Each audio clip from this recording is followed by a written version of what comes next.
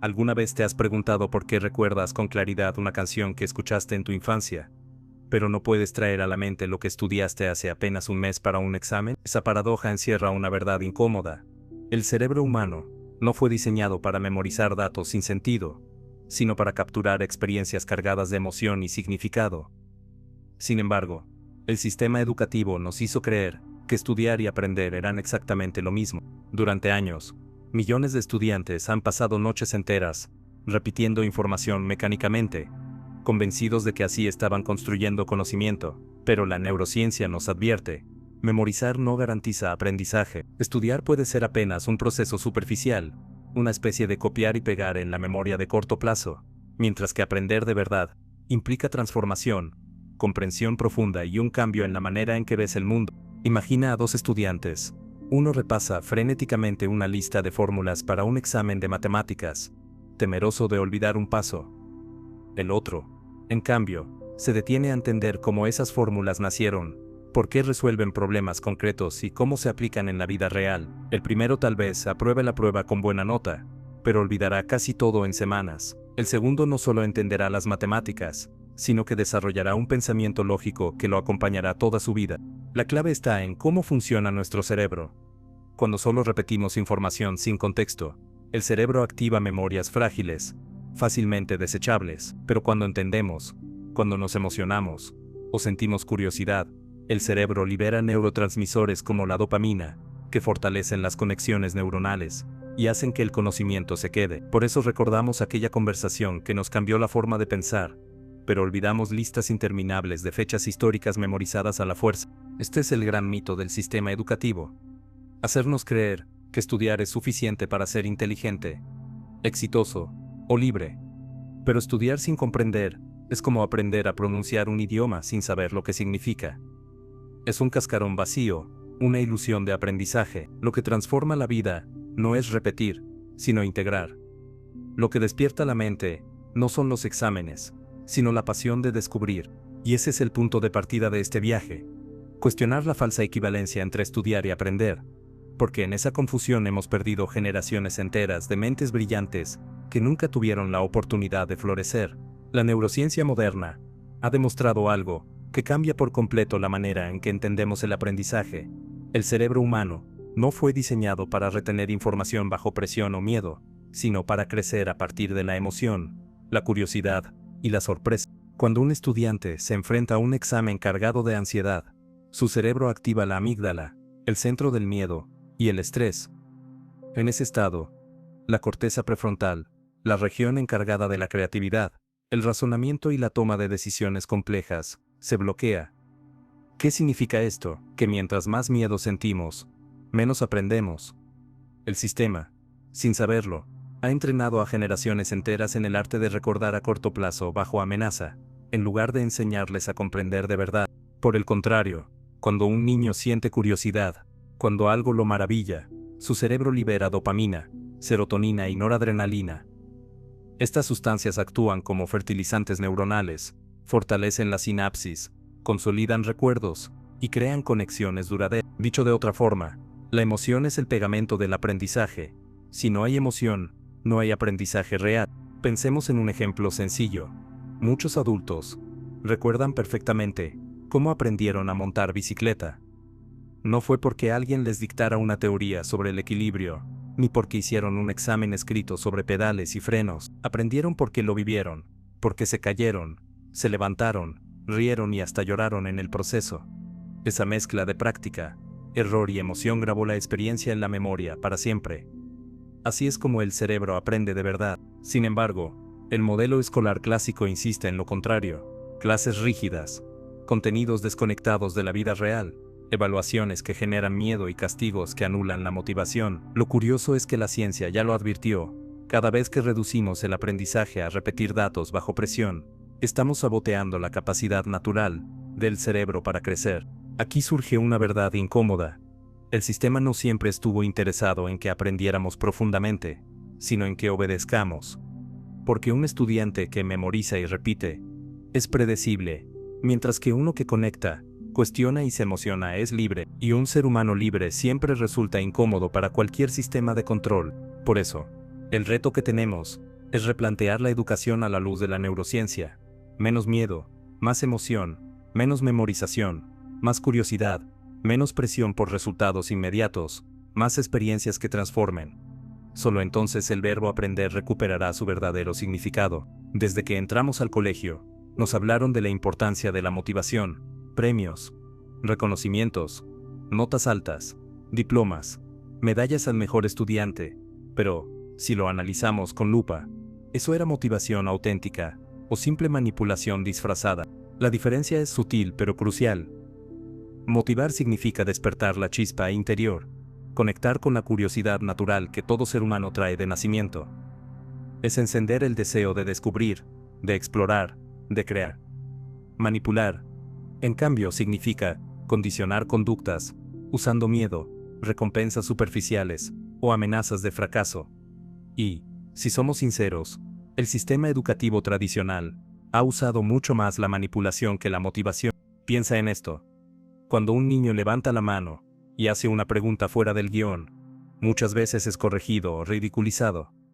Cuando un joven cuestiona un dogma del libro de texto, es tachado de rebelde, pero si repite exactamente lo que el profesor quiere escuchar, entonces recibe la nota más alta. Eso es motivar a aprender, o manipular para obedecer. La neurociencia vuelve a darnos la respuesta. Un cerebro motivado por curiosidad activa el circuito de recompensa y libera dopamina, lo que fortalece el aprendizaje real. Pero un cerebro manipulado por miedo activa la amígdala, generando estrés y bloqueando la creatividad. La manipulación, en pocas palabras, puede dar resultados inmediatos, notas altas, disciplina forzada, silencio en clase, pero a largo plazo destruye el pensamiento crítico y la pasión por aprender. La historia nos ofrece ejemplos claros.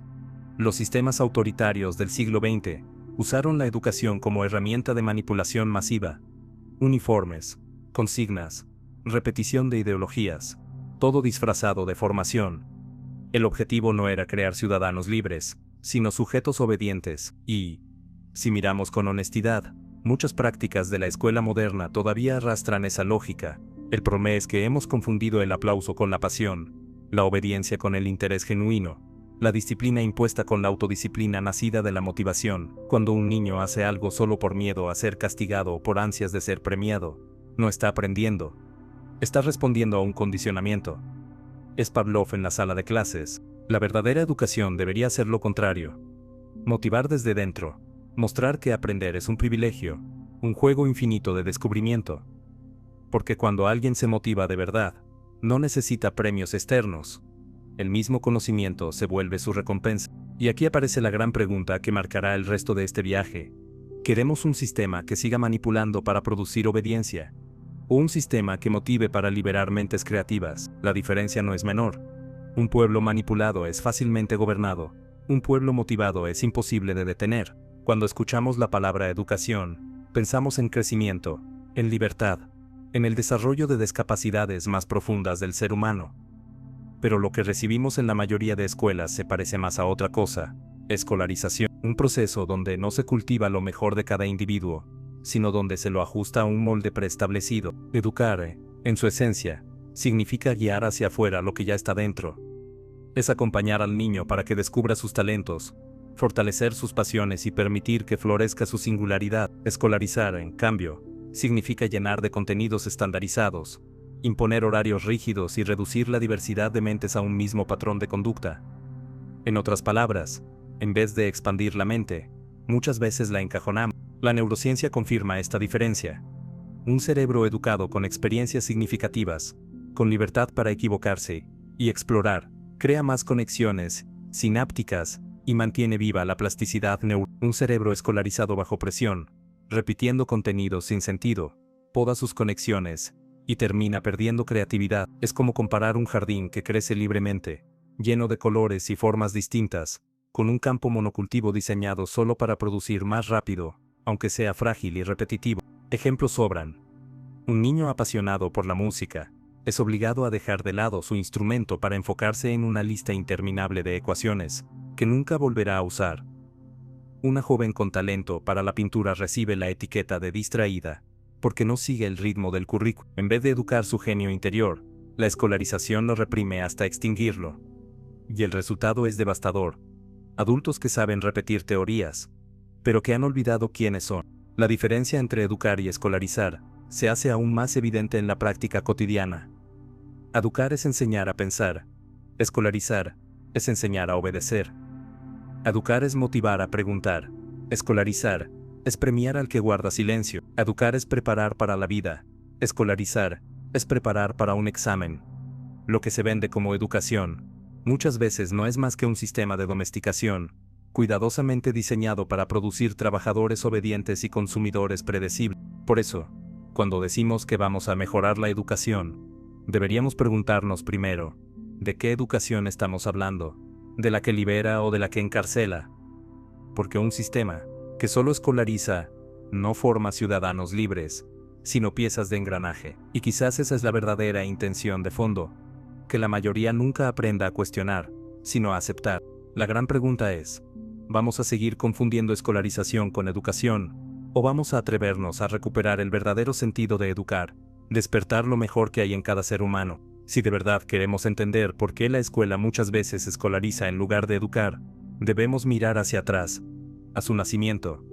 Porque la escuela moderna no fue diseñada con el propósito noble de liberar mentes, sino con la intención práctica de producir obediencia y uniformidad. A comienzos del siglo XIX, en Prusia, se implantó un modelo escolar, que luego se exportó a gran parte del mundo. ¿Cuál era su objetivo? No era formar filósofos, ni pensadores libres, sino ciudadanos disciplinados, soldados obedientes, y trabajadores dóciles, para la naciente sociedad industrial. El sistema debía garantizar que miles de niños crecieran respetando la autoridad, cumpliendo horarios estrictos, y acostumbrándose a la rutina. No importaba tanto que aprendieran a pensar, sino que aprendieran a obedecer. Las aulas se organizaron como fábricas, filas de pupitres alineados, campanas que marcaban el inicio y fin de la jornada, asignaturas fragmentadas como piezas de una cadena de montaje. El mensaje era claro: cada niño debía ocupar su lugar en el engranaje, sin salirse del molde. En vez de cultivar la singularidad, el sistema pulía las diferencias hasta hacerlas desaparecer. La neurociencia actual nos diría que este modelo es antinatural. El cerebro necesita libertad, juego y exploración para desarrollarse plenamente. Pero en aquel entonces, no importaba la ciencia, importaba la obediencia, y lo más perturbador es que ese modelo prusiano, diseñado para controlar masas, se convirtió en el estándar global de la educación. Piaget, Montessori y otros pedagogos ya lo denunciaban. La escuela no estaba formando personas, sino domesticando espíritu. Paulo Freire lo resumió con crudeza: lo que llamamos educación se convirtió en un acto de bancaria, donde el maestro deposita información y el alumno la repite, sin espacio para la creatividad ni la crítica. Y aquí está la ironía: seguimos llamando educación a un sistema que fue concebido como maquinaria de obediencia. Lo que muchos padres creen que es una oportunidad para que sus hijos sean libres, en realidad es un molde que busca producir ciudadanos predecibles. El resultado es evidente: generaciones enteras que salieron de la escuela sabiendo memorizar, pero sin aprender a pensar; personas que se adaptan fácilmente a un empleo rutinario, pero que rara vez cuestionan las estructuras que gobiernan su vida. Eso no es educación, eso es control social con otro nombre. La pregunta que nos queda es, si conocemos el origen de este modelo, ¿por qué seguimos repitiéndolo? Tal vez porque a los sistemas de poder les conviene más una sociedad escolarizada que una sociedad educada. Porque mientras un estudiante escolarizado busca un puesto en el engranaje, un estudiante realmente educado busca transformar el mundo. Cuando miramos con honestidad las estructuras de la escuela tradicional, lo que vemos se parece menos a un espacio de aprendizaje y más a una fábrica silenciosa de obediencia. El timbre que marca la entrada y la salida no es muy distinto al de una línea de producción. Los pupitres alineados, en filas, son reflejo de un ejército disciplinado. Los exámenes son inspecciones de calidad, y el diploma, la etiqueta que certifica que la pieza está lista para entrar al mercado laboral. Pero la obediencia tiene un costo enorme. Se paga con miedo. El miedo a la mala nota, el miedo al castigo, el miedo al ridículo, el miedo a no ser suficiente. Durante años, se nos entrenó para responder a esas amenazas con sumisión, y ese condicionamiento, aunque invisible, sigue acompañando a los adultos que hoy dudan en arriesgarse, que temen equivocarse, que prefieren seguir órdenes antes que desafiar lo establecido. La escuela sembró obediencia, y la sociedad cosechó conformismo. La neurociencia nos lo confirma. Un cerebro bajo miedo no crea, solo sobrevive. La amígdala, activada constantemente, bloquea la corteza prefrontal, la zona que permite pensar de forma abstracta y creativa. ¿Qué significa esto en la práctica? Que el sistema, al priorizar el control por encima de la curiosidad, programó cerebros para cumplir, no para innovar. La creatividad, ese motor natural del ser humano, se convirtió en una víctima silenciosa. Los niños que cuestionaban demasiado eran etiquetados como problemáticos. Los que se movían más de lo permitido eran castigados por no prestar atención. Los que soñaban despiertos eran llamados distraídos. Así poco a poco, la chispa interior se apagaba.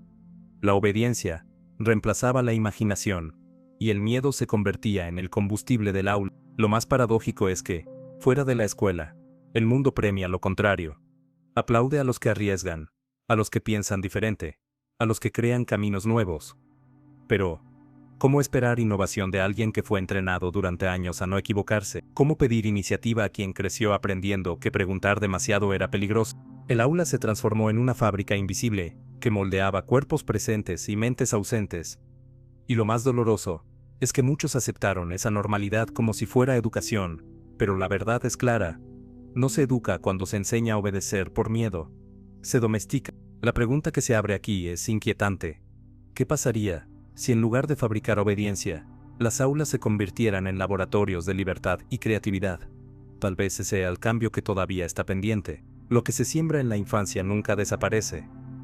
La obediencia aprendida en el aula no se queda en los muros de la escuela, se filtra en la vida adulta, en el trabajo, en la política y hasta en la forma en que nos relacionamos con nosotros mismos. Quien pasó años temiendo a la mala nota, luego teme al despido.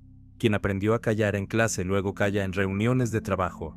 Quien se acostumbró a repetir sin cuestionar termina aceptando órdenes sin protestar. La escuela, sin darse cuenta, o tal vez con plena intención, preparó a generaciones para convertirse en empleados dóciles. Personas capaces de cumplir horarios estrictos, de aceptar rutinas interminables y de vivir bajo supervisión constante. Y lo más irónico es que muchos creen que esa obediencia es virtud, cuando en realidad es un reflejo de condicionamiento. El aula fue el ensayo general de la oficina. La neurociencia nos lo explica. Cuando un cerebro pasa años respondiendo al miedo y a la recompensa externa, se habitúa a depender de la aprobación del otro. Esa dependencia se convierte en un patrón que atraviesa toda la vida. Adultos que necesitan un jefe que los valide, un sistema que les diga que está bien o mal, una sociedad que marque el camino seguro. Es la infantilización de la mente en cuerpo adulto, y esto no se limita al mundo laboral. También se traslada al consumo y la política. Un ciudadano, entrenado en obedecer, será también un consumidor predecible, fácilmente manipulado por la publicidad, las modas o las tendencias. Un ciudadano escolarizado será más fácil de controlar mediante discursos vacíos, promesas superficiales y narrativas que apelan al miedo colectivo. Porque un pueblo que teme cuestionar es un pueblo que no se revela. El filósofo Herbert Marcuse lo advirtió. La sociedad moderna produce individuos unidimensionales, incapaces de pensar fuera del marco que se les impuso. Y ese molde comenzó en la escuela, donde aprendimos que el premio estaba en no salirse de la fila. El resultado es evidente. Adultos que no se atreven a crear, que confunden estabilidad con libertad, que viven atrapados en trabajos que detestan, pero que jamás se atreven a renunciar porque fueron entrenados para no romper las reglas. Y lo más doloroso es que, en el fondo, esa obediencia no mata solo la creatividad, sino también la dignidad. Porque cuando una persona renuncia a cuestionar, deja de ser un ciudadano libre para convertirse en un engranaje más de la máquina. Por eso, el gran desafío de este siglo no es solo reformar la escuela, sino desprogramar a los adultos que crecieron bajo su sombra, porque mientras no rompamos con ese condicionamiento, seguiremos repitiendo la misma historia. Generaciones que confunden obedecer con vivir, y que aceptan cadenas disfrazadas de seguridad. Lo que empezó como obediencia en el pupitre, termina convirtiéndose en la cultura de un país entero, porque una generación educada para callar y repetir, se transforma en una sociedad que teme al cambio, que sospecha de las ideas nuevas, y que prefiere la seguridad de lo conocido antes que el riesgo de lo diferente. El aula fue el laboratorio donde se incubó una enfermedad silenciosa, la pasividad colectiva. El resultado es evidente en la vida cotidiana. Personas que aceptan trabajos que odian, porque es lo que hay. Familias que transmiten a sus hijos la misma lógica de obediencia, porque así se ha hecho siempre. Ciudadanos que ven injusticias y prefieren no involucrarse porque no sirve de nada. Todo eso no surge de la nada. Es la consecuencia directa de haber pasado años en un sistema que castigaba la iniciativa y premiaba la sumisión. La neurociencia aporta aquí un dato revelador. El cerebro humano tiene una tendencia natural a la adaptación.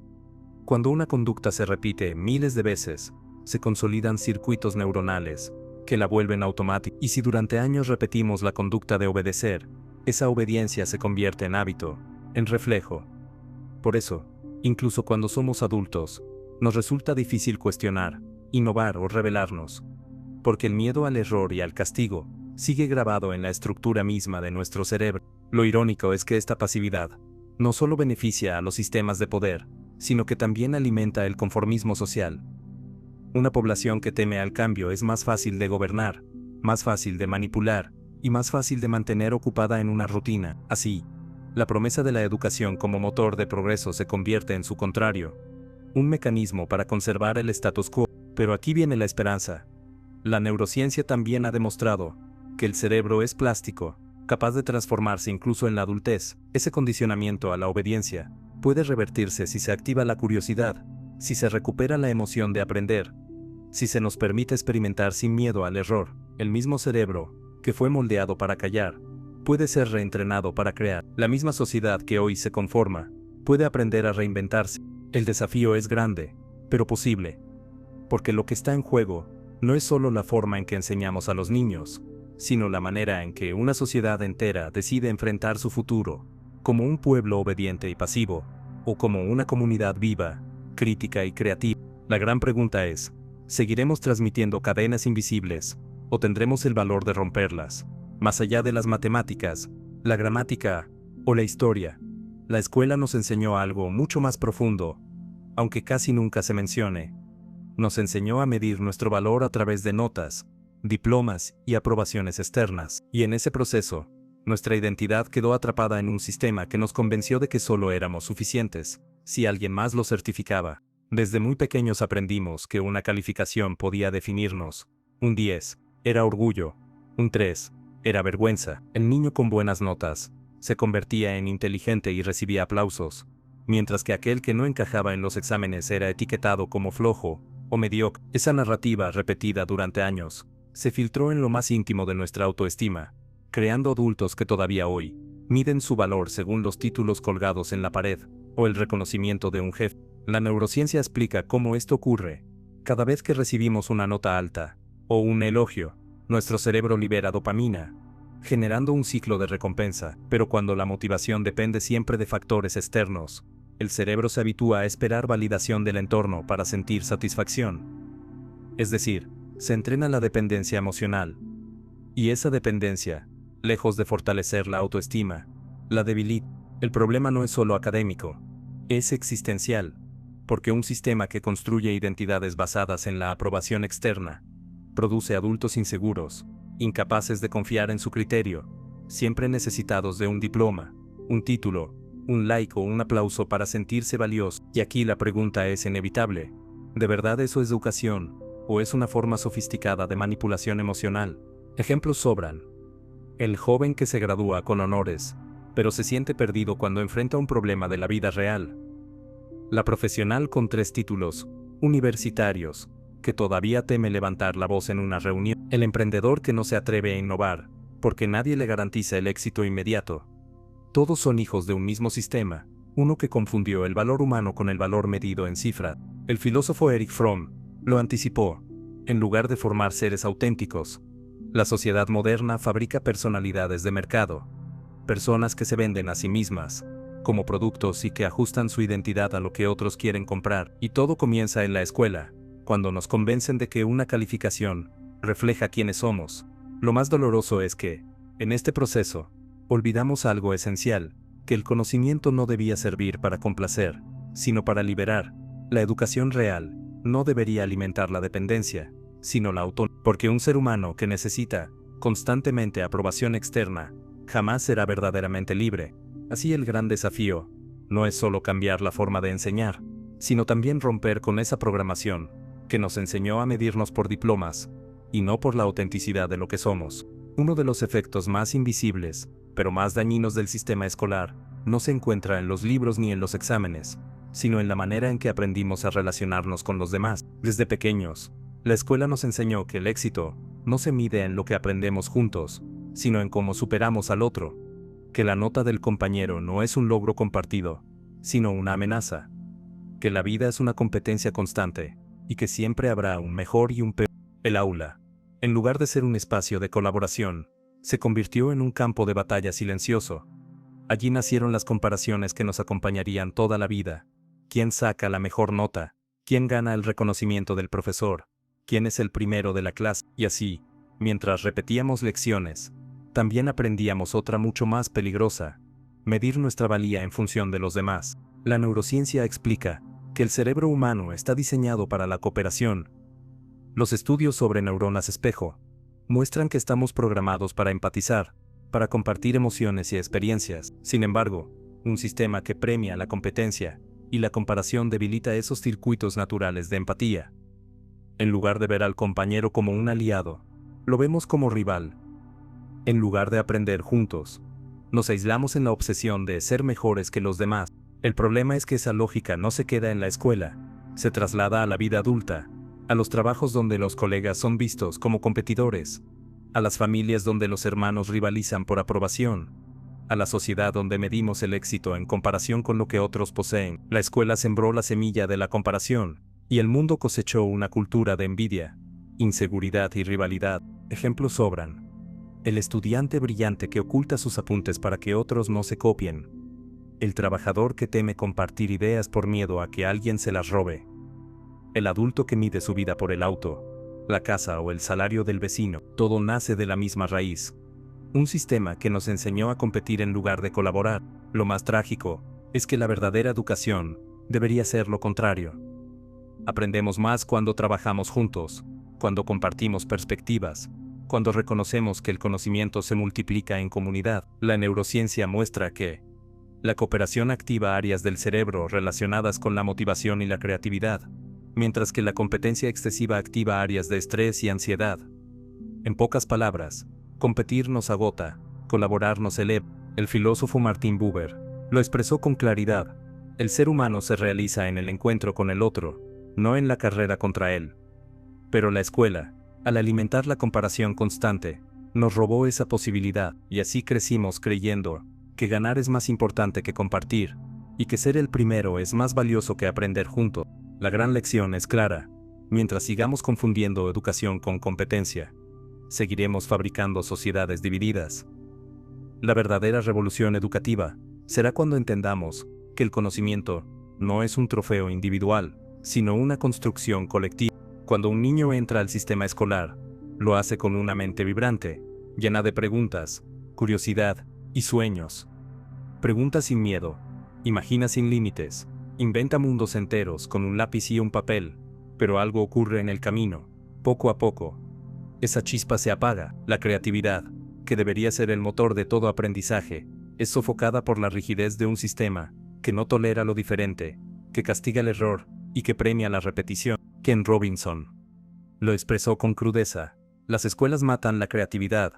Y no exageraba. Cada vez que un estudiante fue corregido por pensar distinto, cada vez que se le pidió quedarse dentro del margen, cada vez que se le dijo que había una sola respuesta correcta, se le estaba enviando un mensaje: soñar es peligroso, imaginar no sirve, lo importante es ajustarse al molde. La neurociencia confirma lo que vemos en la práctica. El cerebro infantil está diseñado para la exploración. En los primeros años de vida, los niños tienen una capacidad creativa que supera con creces la de los adultos. Sus conexiones neuronales son más abundantes, su imaginación más flexible. Sin embargo, al entrar al sistema, esa plasticidad comienza a podarse, no porque el cerebro falle, sino porque el entorno limita su uso. El miedo al error bloquea la corteza prefrontal, la zona de la innovación y el pensamiento crítico. Y así, lo que debería ser una explosión de ideas, se convierte en silencio. Ejemplos abundan: el niño que dibuja el sol de color morado y recibe la corrección de que eso no está bien. La niña que inventa una historia fantástica y es tachada de distraída. porque no sigue el tema de la clase. El adolescente que cuestiona una verdad del libro y recibe una sanción por faltar al respeto. El sistema nunca entendió que esos actos eran señales de creatividad, no de rebeldía inútil. El problema es que esta muerte de la creatividad no se queda en la escuela, se traslada a la vida adulta. Jóvenes que temen proponer ideas nuevas por miedo al rechazo. Adultos que dejan de innovar en su trabajo, porque aprendieron a obedecer en lugar de imaginar. Sociedades enteras que reproducen lo mismo, una y otra vez, porque nadie se atreve a romper la norma. El filósofo Nietzsche advertía sobre este peligro, cuando hablaba del hombre domesticado, aquel que se adapta tanto a las reglas que pierde su fuerza creadora. Y eso es precisamente lo que ha hecho la escolarización. Ha domesticado nuestra creatividad, hasta volverla casi invisible. La verdadera educación debería ser lo contrario.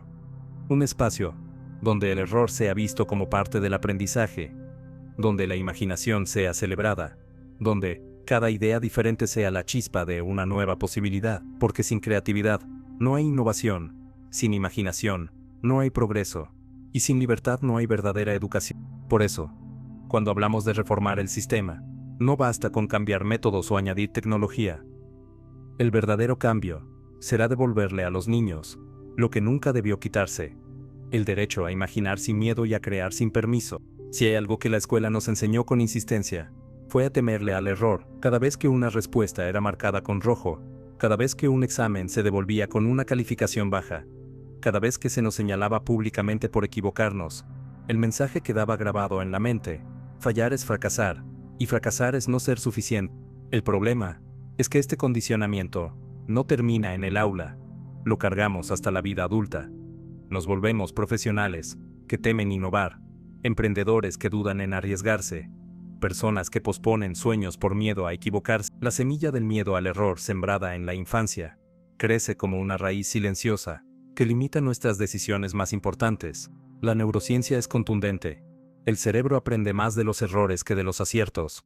Cada equivocación activa un proceso de ajuste neuronal que refuerza el aprendizaje. Es en la corrección de los fallos donde la memoria se consolida y donde se construye la verdadera comprensión. El error, lejos de ser enemigo, es el mejor maestro. Sin embargo, el sistema lo convirtió en una marca de vergüenza. Ejemplos cotidianos lo ilustran. Un niño que se equivoca en matemáticas y recibe un castigo aprende a evitar la materia, no a entenderla. Un adolescente que falla en una exposición frente a sus compañeros aprende a temer hablar en público, no a mejorar su comunicación. Y más tarde, ese mismo adulto que alguna vez soñó con crear, teme lanzarse a un proyecto porque arrastra la herida de haber sido juzgado en sus errores. La paradoja es dolorosa. La escuela, que debería haber sido un espacio seguro para experimentar, convirtió el error en un estigma, y así, apagó la valentía de equivocarse, esa que es imprescindible para cualquier proceso de aprendizaje y de vida. El filósofo Carl Gustav Jung decía que la vida no vivida es una enfermedad de la que se puede morir lentamente, y muchas vidas quedaron sin vivirse plenamente, porque crecimos temiendo al fracaso.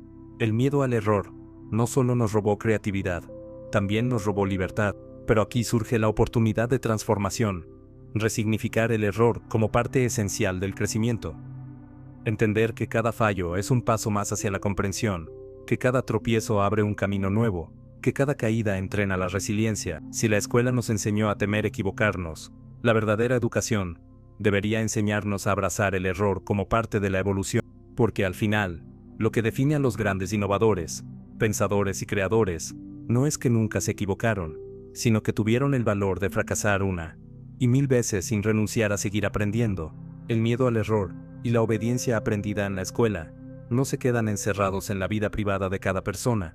Se transforman en un tejido colectivo que moldea la forma en que toda una sociedad funciona. Lo que parecía un simple método para mantener el orden en un aula se convierte, con los años, en una cultura nacional de conformismo. El estudiante que aprendió a obedecer, sin cuestionar, se convierte en el adulto que acepta leyes injustas, sin protestar.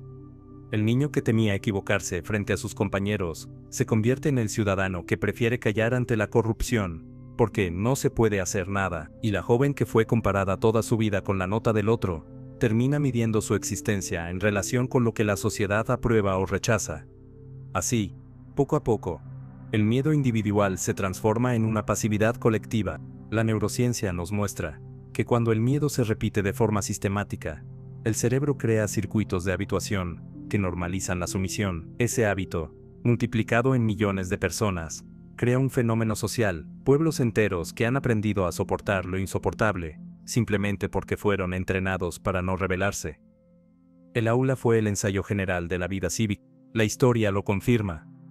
Sociedades autoritarias del siglo XX prosperaron gracias a generaciones educadas en la obediencia ciega. Las dictaduras no se sostienen solo por la fuerza militar, sino por la mentalidad de quienes crecieron creyendo que cuestionar era peligroso. Y lo inquietante es que incluso en sistemas democráticos, la herencia del conformismo escolar sigue latente. Ciudadanos que votan por costumbre, que siguen líderes por inercia, que prefieren la seguridad de la rutina a la incertidumbre de un cambio real. El filósofo Erich Fromm lo llamaba el miedo a la libertad. Esa extraña tendencia humana a preferir la seguridad de las cadenas conocidas antes que la aventura de lo desconocido. Y la escuela, con su pedagogía del miedo y la comparación, sembró ese miedo en cada uno de nosotros. Nos enseñó a preferir un 5 seguro que un 10 arriesgado. Nos entrenó para elegir la obediencia antes que la autenticidad. El resultado es una sociedad que, aunque se queja, rara vez actúa, que, aunque sufre, rara vez se transforma. Y todo porque aprendió desde la infancia que lo más peligroso no era el error, sino atreverse a pensar diferente. Pero aquí surge la pregunta inevitable. ¿Seguiremos aceptando el conformismo como una herencia inevitable? ¿O tendremos el valor de romper ese ciclo? Porque solo cuando entendamos que la obediencia ciega no es virtud sino cárcel, podremos construir una sociedad que no tema al cambio, sino que lo abrace como la esencia de la libertad. Aunque durante siglos la escuela fue utilizada como fábrica de obediencia, la historia también nos muestra que cuando la educación se convierte en verdadero aprendizaje, puede encender revoluciones enteras, porque el conocimiento, cuando conecta con la conciencia y la dignidad, se transforma en fuerza social. Pensemos en Sócrates, que nunca tuvo un aula formal, pero que educaba a través del diálogo, enseñando a cuestionar todo lo establecido. Sus preguntas incómodas fueron tan poderosas que Atenas lo condenó a muerte. ¿Por qué? Porque un pueblo educado para pensar se vuelve difícil de manipular. Esa fue la primera señal de que la educación, cuando es real, es peligrosa para el poder. Siglos después, los ilustrados europeos rompieron las cadenas del absolutismo, gracias a la circulación de ideas. Rousseau, Voltaire y Diderot no enseñaban a memorizar datos, sino a cuestionar la autoridad y a imaginar un contrato social distinto. El resultado fue la Revolución Francesa, que cambió el orden político del mundo. Lo mismo ocurrió en América Latina. Ideas sembradas en universidades y tertulias inspiraron a Bolívar, San Martín y tantos otros a luchar por la independencia. La educación no fue un aula, fue una chispa que incendió imperio. Incluso en tiempos más recientes, movimientos sociales como la lucha por los derechos civiles en Estados Unidos o las revoluciones estudiantiles de 1968 nacieron de una educación que se negó a obedecer. Los líderes no surgieron de repeticiones ciegas, sino de la capacidad de conectar el conocimiento con la justicia, la ciencia con la dignidad, la palabra con la acción. La neurociencia lo explica con claridad. Cuando el aprendizaje está vinculado con propósito, activa en el cerebro los sistemas de motivación intrínseca. No se trata solo de acumular información, sino de sentir que ese conocimiento tiene un para qué que trasciende la vida individual, y cuando miles de cerebros vibran al unísono con esa chispa de propósito, una sociedad entera puede despertar. Por eso, la verdadera educación no debería reducirse a preparar para un empleo, sino a preparar para la libertad. Un pueblo que sabe pensar, que entiende la historia, que se atreve a imaginar futuros distintos, es un pueblo imposible de domesticar, y ese es el verdadero temor de cualquier sistema que prefiera el control sobre la libertad. Hoy, en plena era digital, tenemos una oportunidad única, la de devolverle a la educación su carácter revolucionario. No se trata de acumular diplomas, sino de recuperar el sentido original de educar. Liberar mentes, despertar conciencias, encender cambio. La pregunta es si tendremos el valor de usar ese poder, o seguiremos dejando que la educación se reduzca a obediencia disfrazada.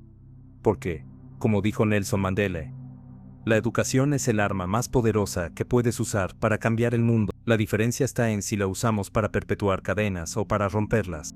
Entramos en la era digital, con la esperanza de que la tecnología rompiera los límites de la educación tradicional. Internet prometió un acceso ilimitado al conocimiento, plataformas abiertas para aprender lo que quisiéramos, cursos gratuitos de universidades globales, y la posibilidad de conectarnos con mentes de todo el planeta. Por primera vez en la historia, un niño en un pueblo remoto podía tener acceso a la misma información que un estudiante en Harvard. Parecía que la educación, al fin, iba a democratizarse, pero la realidad no es tan simple. Porque la misma tecnología que puede liberar también puede manipular. El algoritmo que te muestra un curso gratuito puede ser el mismo que te encierra en un bucle de distracciones. La plataforma que promete enseñarte a programar puede también moldear tu forma de pensar, según los intereses de las corporaciones que la financian. Y la escuela digital, si no cambia su lógica, corre el riesgo de repetir la misma trampa del aula física. Datos sin sentido, certificados sin aprendizaje, obediencia disfrazada de modernidad. La neurociencia nos advierte que el cerebro humano, cuando se expone a estímulos digitales constantes, activa circuitos de recompensa instantánea, likes, notificaciones y recompensas rápidas entrenan la dopamina a buscar gratificación inmediata, debilitando la atención profunda y la memoria de largo plazo. Si no sabemos usar la tecnología con conciencia, en lugar de educarnos, nos fragmenta, nos distrae y nos convierte en consumidores pasivos de información. Ejemplos sobran. Miles de jóvenes pasan horas viendo tutoriales que nunca aplican, acumulan cursos digitales sin terminar, coleccionan certificados que no transforman su forma de pensar. Es la misma lógica de la escolarización tradicional, pero ahora con pantallas. Acumular datos en lugar de integrar conocimiento, medir valor en diplomas en lugar de en experiencia. Sin embargo, el potencial de la era digital es enorme, si sabemos aprovecharlo. Nunca antes fue tan fácil aprender por curiosidad genuina. Crear proyectos colaborativos a nivel global, conectar con comunidades que comparten intereses y acceder a neurociencia aplicada al aprendizaje. La tecnología puede convertirse en un laboratorio de creatividad y libertad, si dejamos de usarla como una extensión de la vieja fábrica escolar. La gran pregunta es, si transformaremos la educación digital en una revolución consciente, o si la dejaremos convertirse en un nuevo mecanismo de domesticación. Porque los mismos algoritmos que podrían expandir nuestra mente, también pueden reducirla a obediencia silenciosa. La diferencia estará en cómo decidamos usar este poder. ¿Seremos estudiantes pasivos de pantallas o creadores activos de conocimiento? La tecnología no es la respuesta, es la herramienta. Lo que importa es si la usamos para reforzar la obediencia o para liberar la mente. Después de siglos de repetir el mismo modelo de obediencia y memorización, hoy la ciencia del cerebro nos ofrece un mapa para rediseñar la educación desde sus cimientos, porque si entendemos cómo aprende de verdad la mente humana, podemos construir aulas, físicas o digitales, que no maten la curiosidad, sino que la potencien. La neurociencia nos da 3 grandes claves. La primera, el cerebro aprende con emoción. Todo conocimiento que no conecta con la experiencia personal o con una carga emocional profunda, se desvanece rápido. Esto significa que no basta con transmitir datos, hay que narrarlos, contextualizarlos, hacerlos relevantes. Una historia, una pregunta provocadora o un reto práctico activan más memoria que 100 páginas de repetición. La segunda clave, el cerebro necesita error y retroalimentación para crecer. Cada vez que fallamos, nuestro sistema neuronal activa procesos de ajuste que fortalecen la comprensión. Pero si castigamos el error, lo que entrenamos no es el aprendizaje, sino el miedo. Una nueva educación debería transformar el error en parte natural del viaje, celebrando la resiliencia y la iteración en lugar de castigar la imperfección. La tercera clave, el aprendizaje real, es social y colaborativo. El cerebro está diseñado para la conexión. Las neuronas espejo nos permiten aprender imitando, compartiendo y dialogando. Un sistema que aísla a los estudiantes para competir entre sí ignora este principio fundamental. La educación del futuro debería basarse en proyectos colectivos, debates, experiencias compartidas, donde cada estudiante sea un nodo que aporta y recibe conocimiento. Pero quizá la enseñanza más revolucionaria de la neurociencia es esta: cada cerebro es único. No existe un molde universal de aprendizaje. Las rutas neuronales varían según la experiencia, las emociones, la genética y el entorno. Esto significa que la uniformidad, la obsesión por un currículo único para todos, es una contradicción con la biología misma. Un nuevo modelo educativo debería abrazar la diversidad, permitir caminos distintos, respetar los tiempos individuales. Ejemplos ya existen: escuelas que aplican aprendizaje basado en proyectos, donde los estudiantes investigan problemas reales de su comunidad, programas que integran artes, música y movimiento como parte del desarrollo cognitivo, plataformas digitales que adaptan el contenido al ritmo y estilo de cada persona. Todo apunta a un mismo horizonte: la educación como experiencia viva, no como fábrica de obediencia.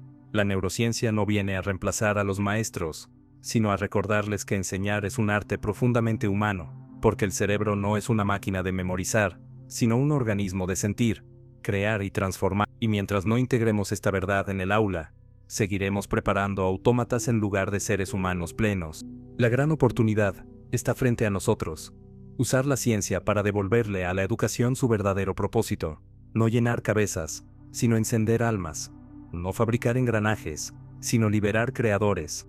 Hemos recorrido un camino incómodo, pero necesario. Descubrimos que estudiar no siempre significa aprender, que la escuela muchas veces manipuló en lugar de motivar, que nos escolarizó en lugar de educarnos. Vimos cómo el miedo al error, la cultura de la comparación y la obediencia ciega no solo marcaron nuestras infancias, sino que moldearon sociedades enteras atrapadas en el conformismo. Pero también vimos que la neurociencia nos abre un horizonte distinto.